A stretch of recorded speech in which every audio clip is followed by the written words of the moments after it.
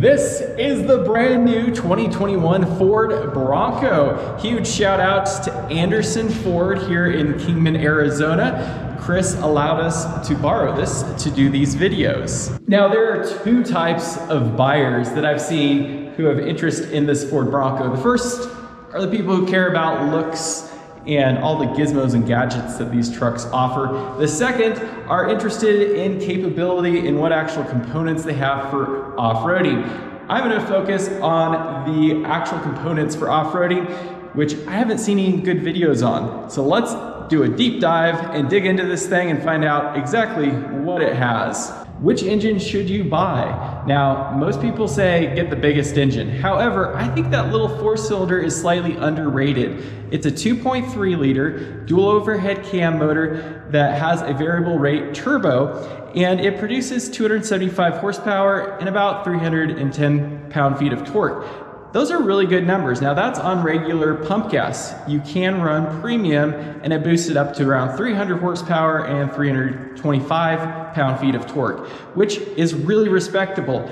And if that's not enough, Ford is actually releasing a performance tune that is completely gonna be under warranty. They haven't released how much the horsepower numbers are gonna be, but it's likely that it's gonna boost the horsepower and torque about 50, which will be quite a potent little engine under this hood. Now keep in mind that the 4-cylinder engine is the only engine that's available for the Ford Ranger, and that little pickup truck is rated to tow 7,500 pounds. I think it's plenty up to the task of moving around this thing. The second benefit to that little 4-cylinder is it's less weight.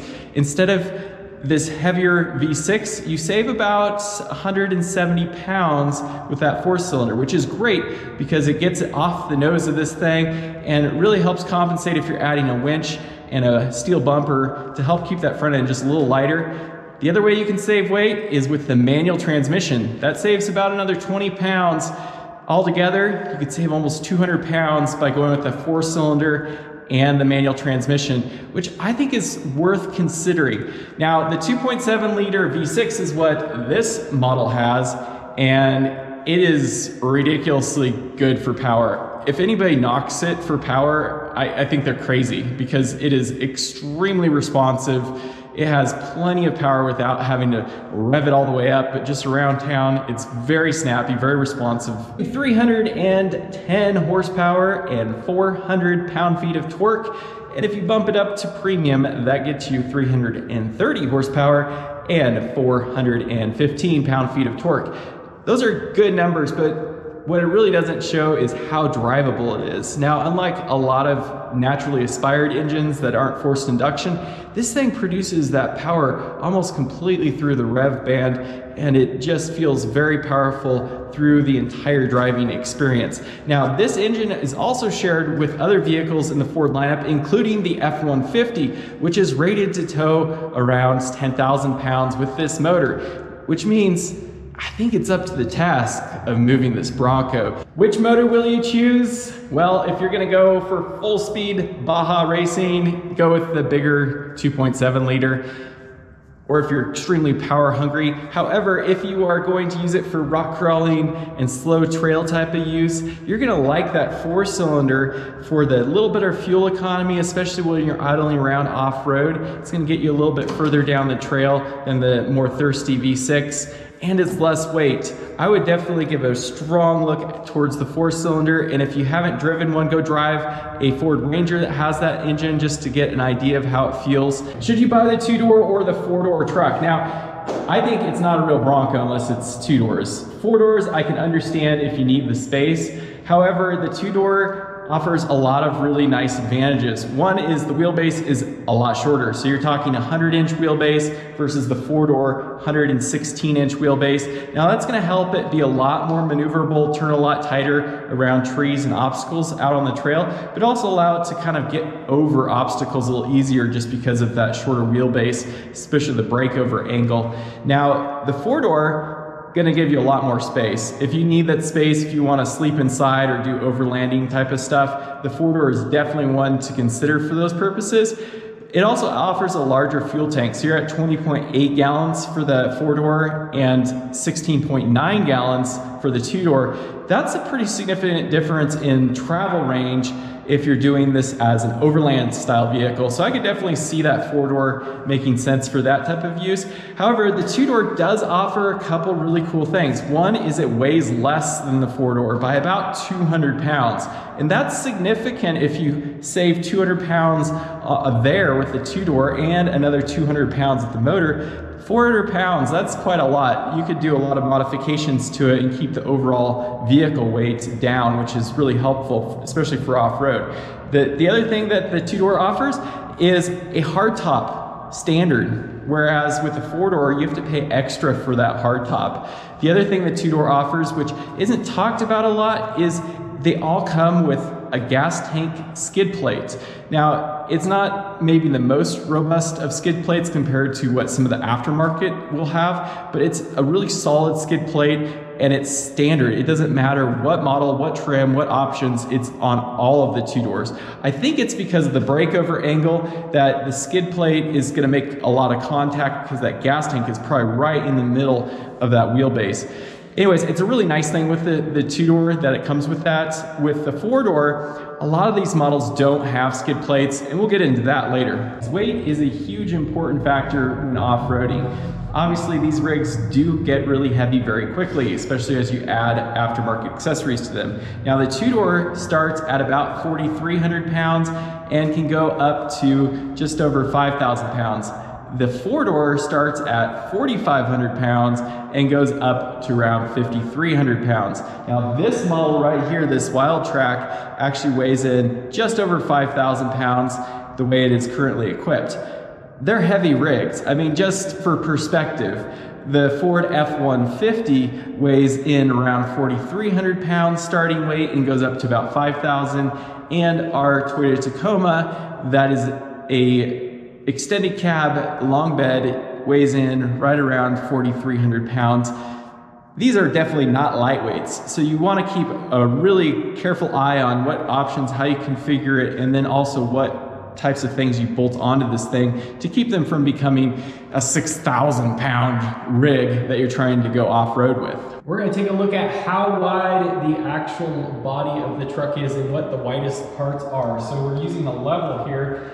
And you can see this is a Sasquatch package with the wider fender flares, and it's an illusion that the tires actually are inset from the fender flares, because if you put a level up against it, it's basically dead even with the fender flare to the sidewall. The tread is slightly inset, but the overall width of the truck is actually the exact same from the tire to the fender flare.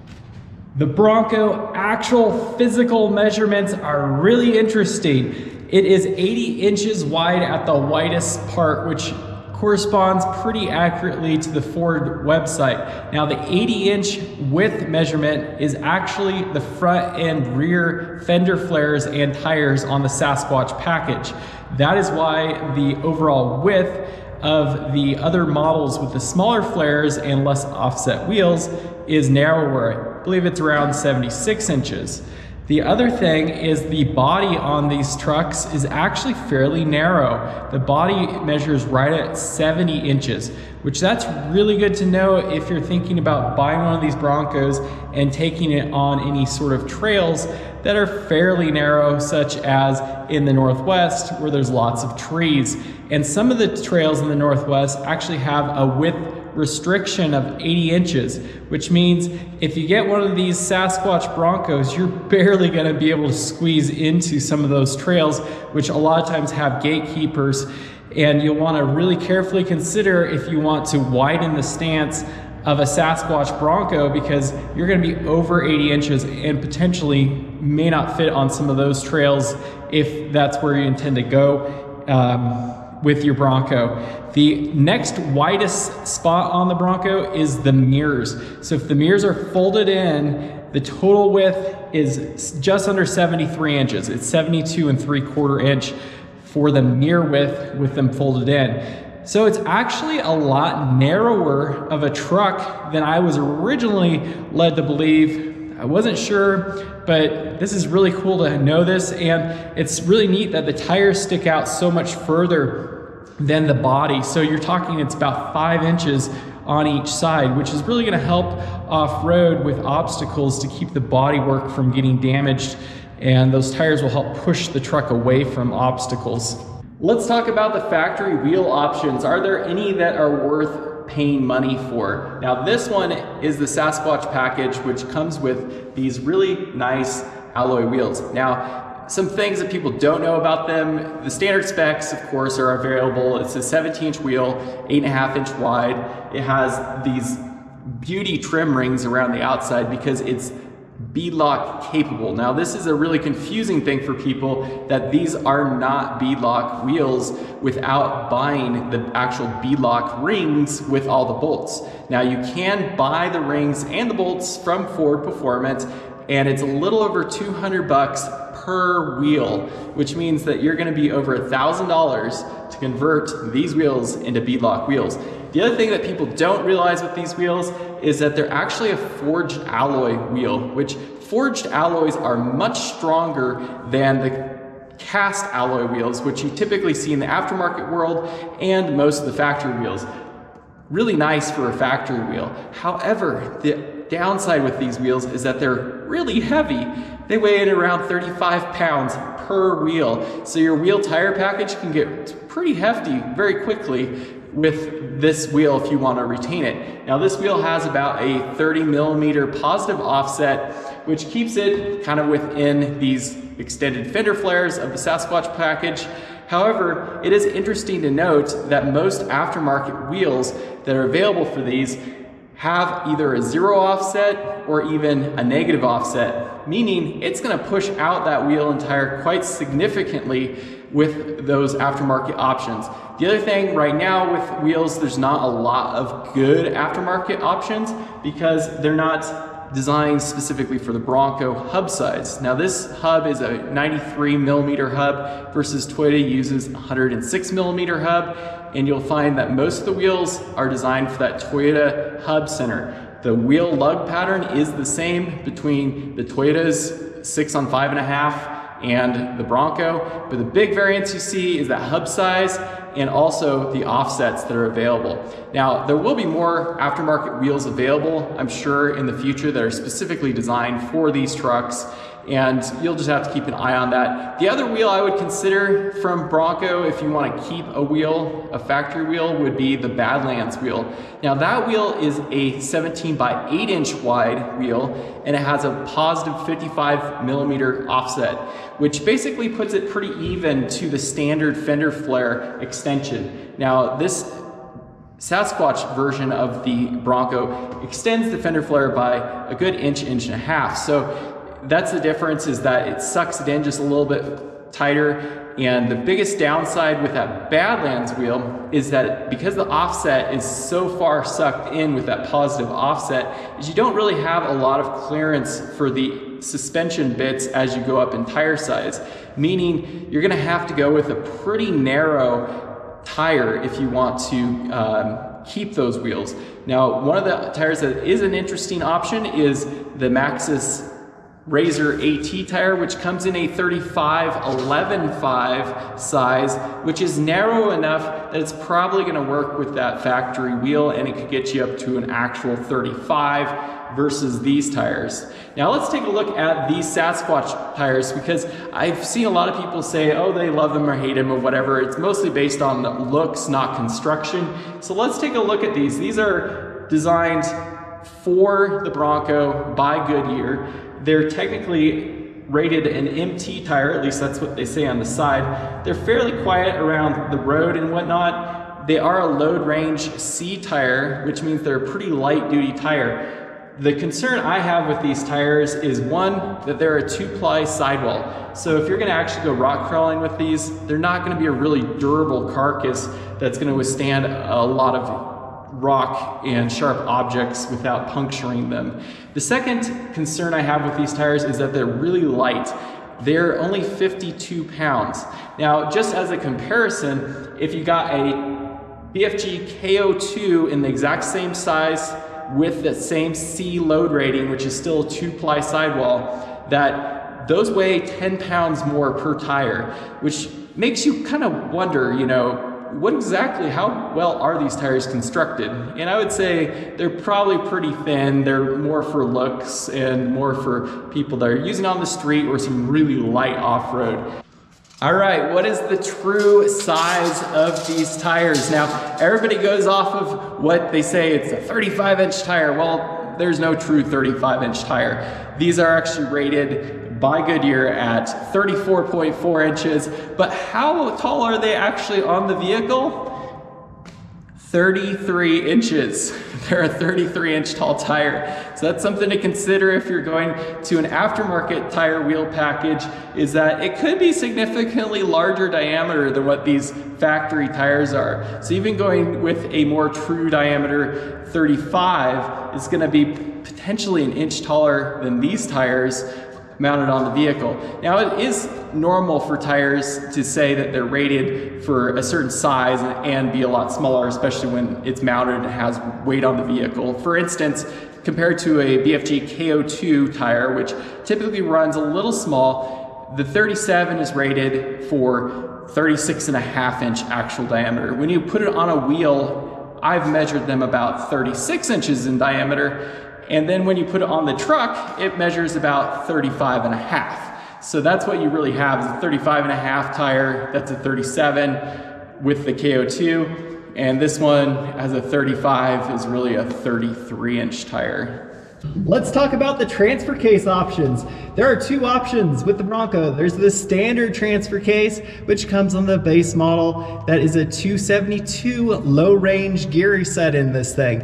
And it also has an interesting thing that it has a front axle disconnect, and I would avoid that. Absolutely. The second option is the advanced transfer case, which comes with a 3.07 low range gear. Now that's going to help out a ton with your crawl ratio to be able to go slower off-road and not heat up the drivetrain or work the clutch or the transmission quite so hard. And that transfer case gets rid of the front axle disconnect, which is really good. And it also has some other advanced features with the 4-wheel drive, which I don't know that I'm a fan of, but I do think you definitely want that lower range gear ratio. So let's talk about crawl ratios. Everybody says that, and it's kind of a cool lingo thing, but what does it really mean for off-road driving?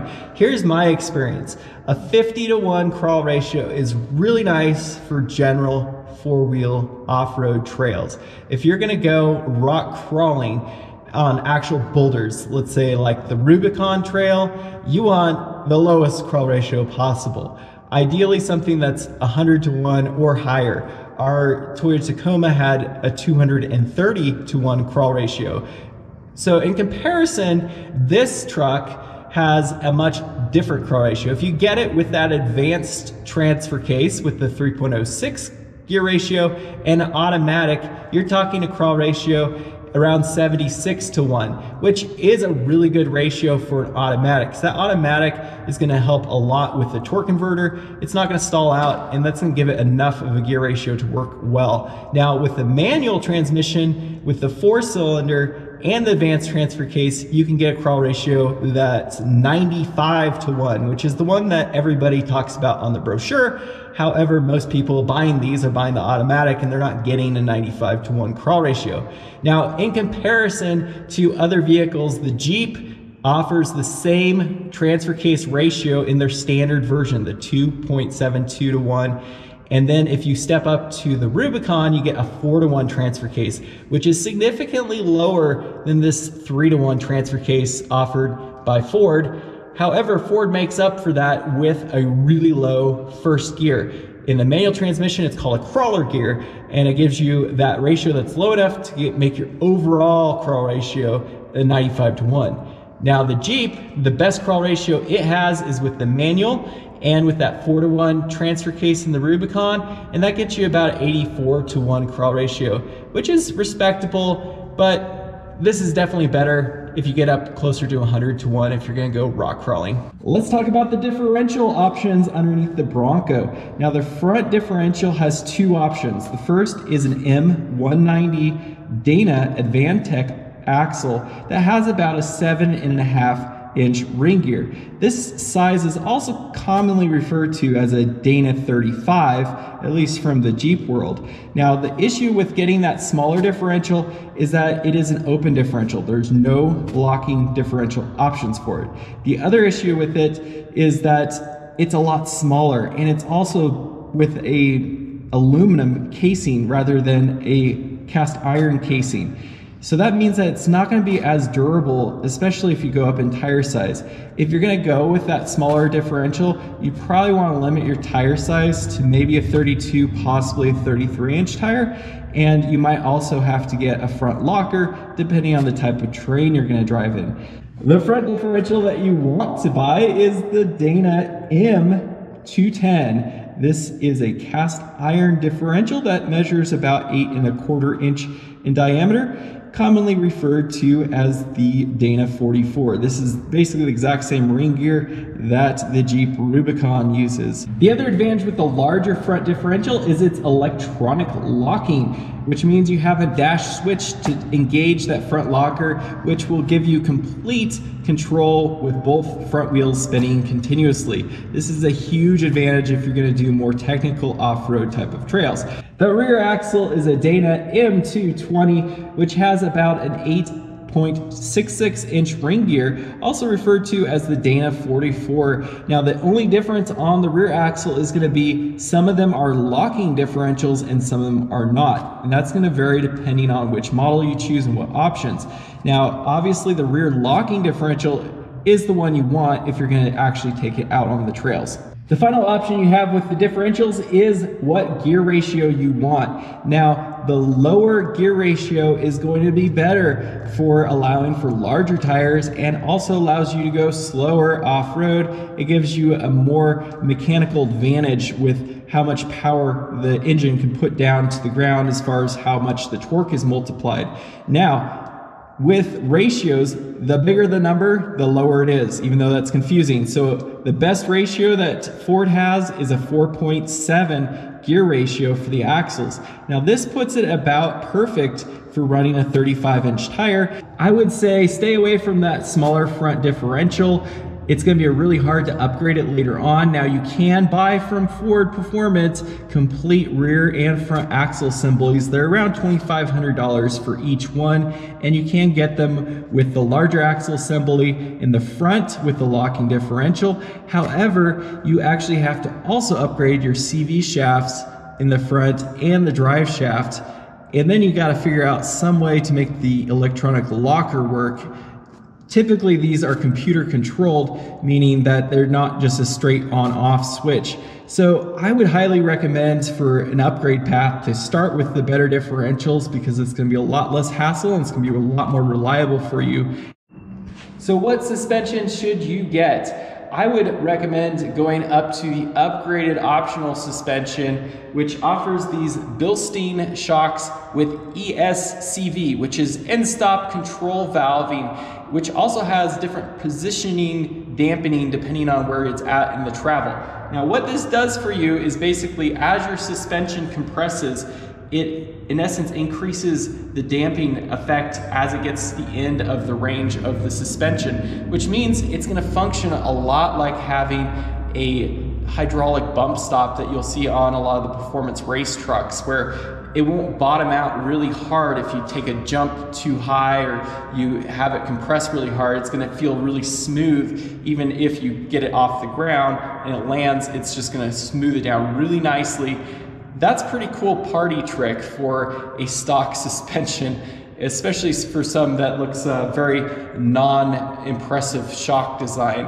It has a little tiny reservoir on the side, which is the only indication that it's not just a boring standard shock. Now, there are different spring options for this shock assembly, this optional shock assembly, which comes with the Badlands and with the Sasquatch package, you can get this shock setup. Now the difference being is if you go with a Badlands version, you get a slightly taller coil spring.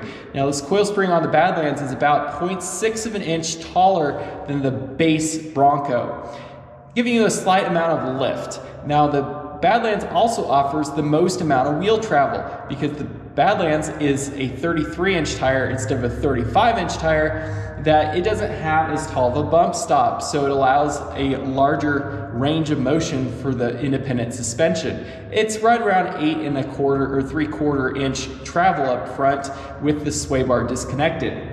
One thing you'll find strangely missing from the Bronco is the bump stop. You typically will see a bump stop on the lower control arm here, which will limit your compression travel to keep your tire from smashing up all your bodywork and bottoming out your shock. Now, Ford has actually had the bump stop integrated into the shock assembly. So if you pull this little decorative cover here that protects the shaft of the shock, you'll see a bump stop, which basically is going to keep that shock from getting compressed too far, and it's also going to limit the suspension travel. So the Sasquatch version has a taller bump stop than the Badlands version. So that's one reason why with a standard Badlands version, you can't just put on 35-inch tires and have it work properly, because if you actually compress the suspension all the way, it's going to be rubbing on the bodywork. So in order to use a Badlands with a 35-inch tire, you're going to have to limit the up travel, the compression travel. Now you can do this by getting the Sasquatch bump stop. You could actually do a coilover spacer on the top of the assembly, which all that would do is drop the whole coilover assembly down slightly. Now you'll definitely have to do some checking to see if it's going to drop the whole assembly too far where the CV angle is going to be too great and it's going to make it weak, or possibly overextend it. But that is gonna be a really cool way to lift these trucks for really inexpensive, is to just add a top coilover spacer setup. Now, I know Icon Vehicle Dynamics Suspension, they actually just released some spacers for these, and they typically do some pretty good testing.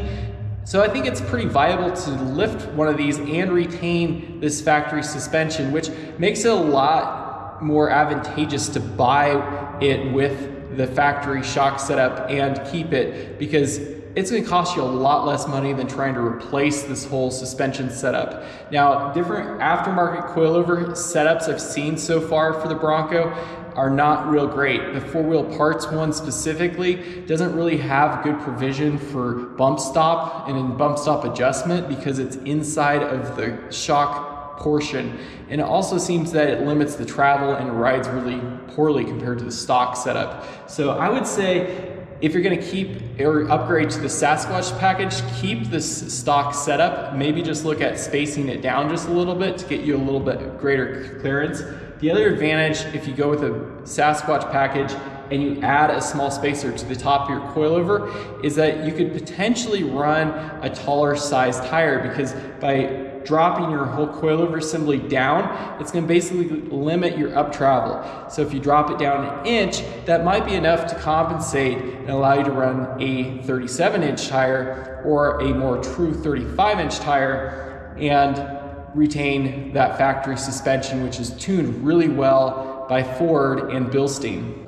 Let's talk sway bar. This is the standard sway bar, which you'll find is kind of interesting because it's behind the axle in the front, and it's the standard non-disconnecting sway bar. The only way to get a disconnecting sway bar is with the Badlands version of the Bronco, and it is a pretty cool party trick to be able to disconnect that when it's fully bound up on an obstacle and have it release. Now, I've found that these sway bars, a lot of times you can take them off and it can drive just fine without them. That's probably the direction I would go with it. Either that, or I'm sure there'll be some disconnecting end links that you can disconnect them manually fairly simply if you get a base version or any version other than the Badlands. Now, one interesting thing that people don't realize is that the rear has no sway bar at all from the factory and doesn't need it. So it really makes me wonder, is the front sway bar really that necessary? On many of our off-road rigs, we've taken them off altogether and they've handled very predictably, easily on-road, as well as vastly better off-road. Let's talk bumpers and armor. Now, the base truck is gonna have plastic bumpers front and back. However, all of the versions of the Bronco, you can get this modular style bumper, which is cool because you can bolt on factory accessories to it fairly easily. It also is cool because these end pieces can actually unbolt. So you can unbolt this section here and just be left with this portion of the bumper, which would give you really great approach angle. And it's actually fairly robust. I think it could actually take a bit of a hit up here. Not maybe as much as an aftermarket bumper, but really impressive for a stock, factory bumper. Now, if you get the modular bumper, you're gonna still be stuck with the plastic bumper in the rear unless you go up to a black diamond or a Badlands trim. Both of those come with steel bumpers in the rear and steel bumpers in the front. Now for 22, they changed from the modular bumper being standard on those versions to what they call a capable bumper, which kind of looks like a pressed version of the plastic bumper, but it is steel. And it gives you some provision like fog lights. So if you're more into it for light off-roading, maybe those bumpers would be nice for you. I think this modular bumper is worth considering because it is a pretty nice bumper and it's really low profile, very limited protrusion from the front of the truck. And it also comes with a front skid plate. Skid plates are a bit confusing to me because of which ones that Ford includes and doesn't include. For instance, the gas tank skid plate is strangely absent from the 4-door unless you get the Black Diamond or the Badlands, which have the gas tank skid plate, which is the only way to get the gas tank skid plate for the 4-door. However, the 2-door has the gas tank skid plate on all of the versions. It doesn't matter what trim level you get, which to me, it's an off-road truck. You've got a plastic gas tank. You should put a skid plate on it. That's insane to me that Ford has strangely left the gas tank skid plate off. Including for this version of the Bronco, it has no gas tank skid plate. That's crazy. It makes no sense. The second thing that's interesting is that you can get the modular bumper, which includes the front skid plate. However, you don't get the skid plate for the engine or the transfer case with this front bumper. Anyways, if you want those factory skid plates, you need to either get the Black Diamond or the Badlands. It's also interesting to note that the front bash plate skid plate is actually thicker than the engine skid plate. This one is about 0.12 of an inch, whereas the engine one is 0.1 of an inch. So somewhere between a 10 and 12 gauge skid plate, the thicker one being in the front. That's kind of interesting that Ford made that back one a little lighter weight. I think this front one is actually fairly durable and could hold up with some moderate off-roading and maybe some light rock crawling. Now, if you want the rock rails, you can get that on the Badlands and Black Diamond packages. You can buy them though directly from Ford Performance if that's something you want. Now, one thing to note with them is they are just bolted onto the body. They are not frame mounted, and they also don't really stick out past the rocker panel here, which means, in my opinion, they might be decent for some really light off-roading, but if you're gonna actually take it rock crawling, I would just forego those bolt-on rock rails and get some real rock sliders that mount to the frame. And the same is true with the other skid plates underneath. Ford Performance does sell all those different skid plates, so if your version is missing some of them, don't worry, you can get them through Ford Performance if you want to stick with the factory ones. However, I would probably just go aftermarket and get something that's a bit more beefy and it's going to hold up a little bit better. Now, on the interior of the Bronco, there's only a couple different options that I would consider would add to the capability of the Bronco, and the first is these upper mounted auxiliary switches. Now, we have these on our F250 and I can tell you they are absolutely fantastic for adding aftermarket accessories and having them be extremely easy to wire and super clean, not having to hack up your interior. that is fantastic. That is an option on all of the Bronco models, but it does come standard on the Badlands and the Black Diamond, which is really nice. Now, the other thing to consider that I really wanted, and I'm a little bit bummed on how Ford did the packaging, is the vinyl seats. Now, the stock cloth seats are very nice. They're still just as comfortable, but they are cloth and they will take a little bit more to keep clean versus the vinyl. Now, those vinyl seats, you only can get them on the Black Diamond and the Badlands, which is kind of a bummer. I wish you could get it on the base model. Our F-250 truck, the vinyl seats cost nothing extra and we love them. They're fantastic. Really tempting to go up to the higher trim levels just for those seats. However, there are plenty of aftermarket seat covers that are really well form-fitting that can be had for pretty inexpensive, like 500 bucks for the front seats, which is a very good consideration if you're going to go with a basic cloth interior. The second thing is the vinyl flooring. Once again, our F-250 had that as an option. It costs nothing on the base model. We absolutely love not having carpet. It makes a lot of sense for an off-roader that the roof comes off. Unfortunately, you can only get that vinyl flooring in the Black Diamond and the Badlands. Once again, is it worth upgrading to that? I don't know, but it is super nice to have that option. And if you do end up with one of those trim levels, you're gonna absolutely love that as far as just being able to keep the inside nice. There are a ton of electronic gizmos and gadgets, including the off-road goat modes and the sway bar disconnect and the pivot turn braking and all sorts of other different safety and security items. My opinion from somebody who has done a good amount of off-roading is that if you're going to actually use this for off-road, I would get as little of that as possible. Ideally, none of it.